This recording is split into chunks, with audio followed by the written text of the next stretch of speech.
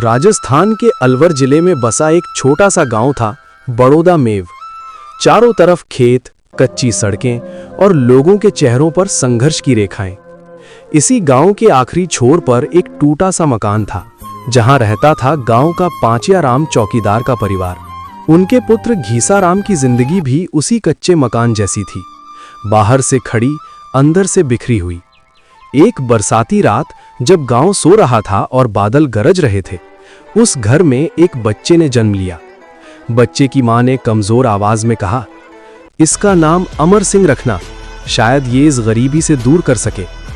लेकिन शायद किस्मत ने उसी रात तय कर लिया था कि अमर सिंह की जिंदगी अमर दर्द से भरी होगी।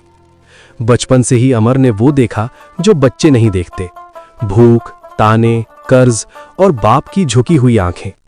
जब बच्चे खिलौनों से खेलते थे, अमर चौकीदारी की सीटी पकड़े सो जाता था, और जब दूसरे बच्चों को देखता तो दिल बहुत उदास हो जाता। एक दिन बिना कुछ कहे अमर ने अपने बचपन को कहीं गाड़ दिया। गांव में लोग कहते थे, चौकीदार का बेटा है, ज्यादा सपने मत देखना। लेकिन किसी को नहीं पता था कि अमर ने सपने देखना नहीं छोड़ा था, बस खुद के लिए देखना छोड़ दिया था। क्या ये बच्चा कभी हंसेगा या इसकी जिंदगी सिर्फ पहरे में ही कटेगी? अमर सिंह जब 10 साल का हुआ, जब तक 3 बहन एक भाई ने और जन्म ले लिया था और घर में और परेशानियों का समय बढ़ गया था। पिता दिन भर जो कमाते, उससे न घर चल पाता और न ही परिवार। अमर ये सब कुछ देखकर तब तक वो समझ चुका था कि उसके घर में खुशी एक मेहमान है, जो कभी कभी आती है और बिना बताए चली जाती है। स्कूल जाना उसके लिए सपना था। कभी किताबें नहीं मिली, कभी फीस नहीं, कभी कपड़े, और जब मिली भी तो पेट की आग ने पढ़ाई जला दी।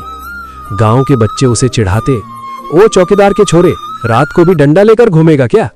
अमर हंस देता, लेकिन वो हंसी उसके अंदर किसी चीज को तोड़ देती। पिता बीमार रहने लगे, दवाइयों के लिए पैसे नहीं थे। अमर ने स्कूल छोड़ दिया और उसी दिन और कार्य करने के लिए चला गया। उसने पहली बार रात में पहरा दिया। ठंडी हवा, सुनसान रास्ते और दिल में डर, लेकिन उससे ज्यादा डर था घर की भूख का। उस रात अमर ने आसमान की तरफ देखा और धीरे से कहा, भगवान, अगर खुशियां सीमित हैं तो मेरी वाली मेरे परिवार को दे देना। वो बच्चा जो कभी खुद के लिए रो सकता था, आज दूसरों के लिए दुआ मांग रहा था। क्या इतना त्याग करने के बाद जिंदगी उसे कुछ लौटाएगी या ये सब व्यर्थ चला जाएगा? समय बीतता गया, अमर जवान हो गया, लेकिन उसकी आंखों में कभी जवानी नहीं आई। पिता के बीमार रहने के बाद घर की सारी जिम्मेदारी अमर के कंधों पर आ गई। बहन की शादी, घर का कर्ज और समाज की बातें, सब एक साथ। वो दिन में मजदूरी करता, रात में चौकीदारी। नींद उसके लिए विलासिता थी। एक दिन किसी ने पूछा, अमर, तू अपने लिए क्या चाहता है? अमर कुछ देर चुप रहा, फिर बोला, मेरे लिए? मैं चाहता हूं कि मेरे घर वाले कभी भूखे ना सोएं। उसने अपनी पसंद, अपने सपने, यहां तक कि अपने प्यार को भी कभी जन्म लेने से पहले ही मार दिया, क्योंकि प्यार भी पेट नहीं भरता। लेकिन क्या जिंदगी सिर्फ जिम्मेदारी का नाम है? क्या अमर के हिस्से कुछ और नहीं? एक गांव में एक लड़की थी, सुनीता, जो बहुत ही सुंदर और सादगी की जीती जागती मूर्त थी। वो अमर को बचपन से जानती थी, उसकी आंखों का दर्द समझती थी। वो जानती थी कि अमर हंसता कम और सहता ज्यादा है। एक दिन सुनीता ने हिम्मत करके कहा, अमर, तुम भी इंसान हो, तुम्हें भी खुश होने का हक है। अमर मुस्कुराया, लेकिन वो मुस्कान नकाब थी। खुशी? सुनीता, खुशी मेरे बस की चीज नहीं। समाज आड़े आया, पैसे नहीं थे, जात पात, हैसियत, सब ने मिलकर उस रिश्ते को शादी में बदल दिया। अमर और सुनीता दोनों साथ रहने लगे और अमर के दुखों में बराबर का साथ देने लगी। सुनीता पर भी घर परिवार की जिम्मेदारी बढ़ी कि वो भी हंसना भूल गई। उसी समय परिवार पर दुख के बादल टूट पड़े और अमर के दादाजी शांत हो गए। इधर 2 बहनों की भी शादी करनी थी, उधर समाज परिवार ने दबाव बनाया कि मृत्यु भोज किया जाए। ये समय बहुत ही दुख भरा था। बहन की शादी करें या मृत्यु भोज? अमर ने अपने पिताजी से निवेदन किया कि हम दोनों ही कार्य करेंगे, जमीन को गिरवी रख देते हैं और कार्य करते हैं। पिताजी ने कहा, बेटा, तुमने मुझे सही वक्त पर हिम्मत देकर समाज के आगे झुकने नहीं दिया। एक दिन पिताजी और माताजी के द्वारा अमर और सुनीता को अलग कर दिया जाता है और नहीं कोई घर दिया, नहीं खाने के लिए अनाज। दोनों बहुत दुखी हुए और रात भर रोते जागते रहे। सुबह हुई। अमर और सुनीता दोनों हाथों में फावड़ा परात लेकर तालाब की ओर निकल गए और भूखे प्यासे दिन भर मिट्टी काटते रहे और कच्ची मिट्टी में मकान बनाने के लिए ईंटें बनाना शुरू किया। 4-5 दिन मेहनत करके ईंटें बनाई और एक सपनों का कच्चा घर दोनों ने मिलकर तैयार किया। धीरे धीरे समय गुजर रहा था। अमर ने अपनी पढ़ाई छोड़कर रोज मजदूरी करने लगा। रोज सुबह माँ खाना बनाती और अमर अपने गांव वालों के साथ पहाड़ों में पत्थर तोड़ने जाने लगा। रोज रात को घर पर आना, सुबह जल्दी ही चले जाना। जीवन दुखों में गुजरता रहा। कुछ पैसे इकट्ठे कर गिरवी रखी हुई जमीन को छुड़ा लिया तो माँ बाप ने फिर से मिला लिया। इधर छोटा भाई अजीत अपनी पढ़ाई करने लगा। अमर ने कहा, भाई मेरे सपने तो अधूरे रह गए, पर तेरे सपनों को नहीं बिखरने दूंगा। अमर की तीनों बहन, छोटा भाई हमेशा अपनी भाभी को मिलकर बोलती कि आप दोनों ने हमको किसी भी प्रकार की परेशानी नहीं आने दी। आप भाई भाभी नहीं, माँ बाप हो। समय गुजर रहा कि एक खुशखबरी आती है कि दिल्ली पुलिस में अमर का फिजिकल पास हो गया है, पर वहां पर भी खुशियों ने अंकुश लगा दिया। पैसे नहीं होने से वो भी हाथ से निकल गए और अमर टूटता जा रहा था। अब अमर अकेला रहता है। घर भरा है लेकिन दिल खाली। वो परिवार को हंसता देखता है और अंदर ही अंदर टूटता रहता है। रात के पहरे में जब पूरा गांव सोता है, अमर जागता है। कभी कभी वो खुद से पूछता है, क्या मेरी जिंदगी का यही मतलब था? लेकिन जवाब खामोशी देती है। क्या ये खामोशी कभी टूटेगी? जिंदगी ने अमर सिंह को कभी सीधा रास्ता नहीं दिया, लेकिन कई बार सबसे अंधेरी रात में भी एक छोटी सी रोशनी दिखाई देती है।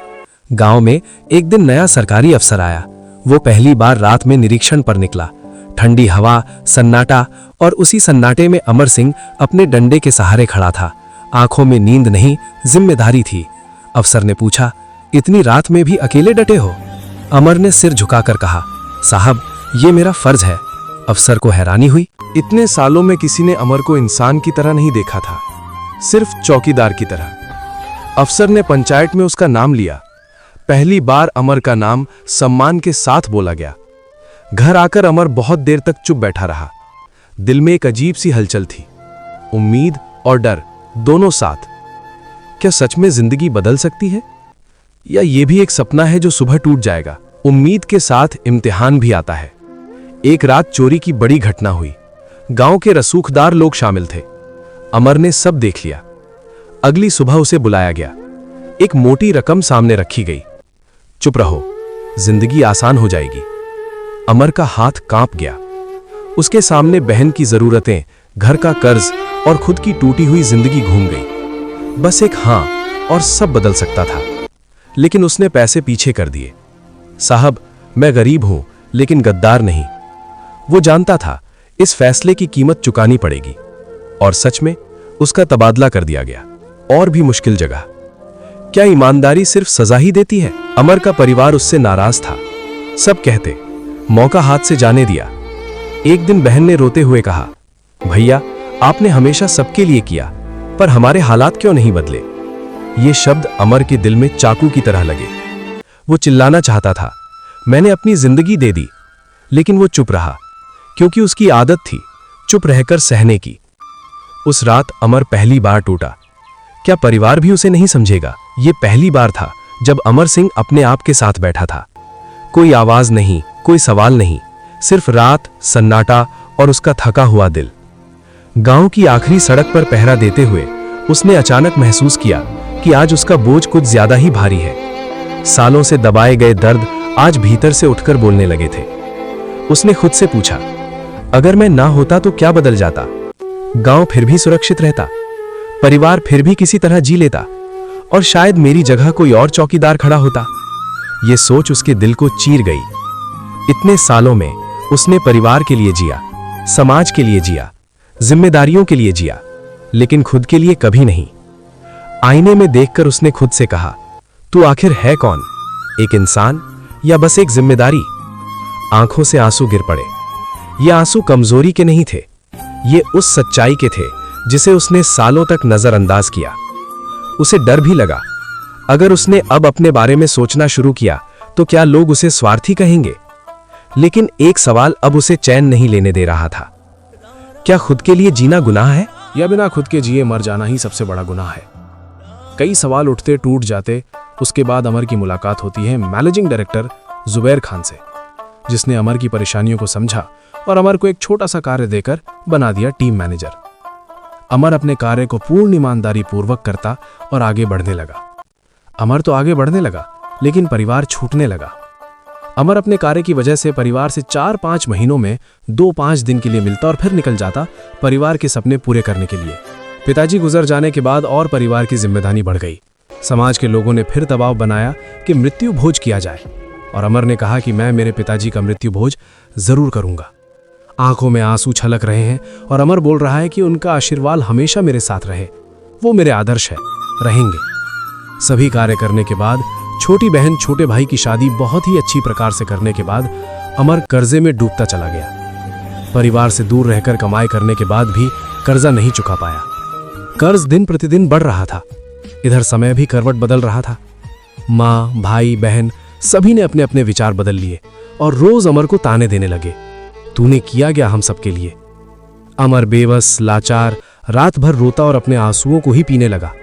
अकेला रहने लगा। दिन भर सभी दोस्तों की भीड़ में रहता, लेकिन रात को अकेला, बेबस, लाचार, रातों को जाग जाग कर रोता। परिवार धीरे धीरे दूर होता चला गया। रिश्तेदार दूर हो गए, कहीं ये हमसे पैसा नहीं मांग ले। आज भी अमर सिंह हर सुबह उसी वक्त उठता है, आज भी मेहनत करता है और रात में आंखों में वही थकान। गांव बेबस, लाचार, अकेला सोता है, क्योंकि कोई है जो जाग रहा है, वो अमर। पर आज उसके भीतर कुछ बदल चुका है। अब वो सिर्फ दर्द को पी रहा है। वो अपने अधूरे जीवन को भी देख रहा है। अब अमर और सुनीता दोनों का परिवार आज भी उस पर निर्भर है, लेकिन अमर के दर्द को सहने की सुनीता को भी आदत हो गई और अकेला जीवन गुजरने लगे। त्याग जब रोज हो जाए तो लोगों को दिखना बंद हो जाता है। कभी कभी अमर सोचता है शायद उसकी किस्मत में खुशियां लिखी ही नहीं थी, शायद उसका जन्म ही दूसरों की तकलीफ कम करने के लिए हुआ था। फिर भी दिल के किसी कोने में एक छोटी सी उम्मीद बची है कि जो इंसान पूरी उम्र देता रहा, उसके लिए ऊपर वाला कुछ तो बचा कर रखेगा। वो रात को आसमान की तरफ देखता है, तारे दूर है लेकिन अभी बुझे नहीं। कहानी यहीं खत्म नहीं होती, क्योंकि अमर सिंह अभी जिंदा है। लेकिन सवाल आज भी वही है, क्या अमर को कभी अपनी खुशियां मिलेंगी या उसकी जिंदगी बस इंतजार बनकर ही रह जाएगी।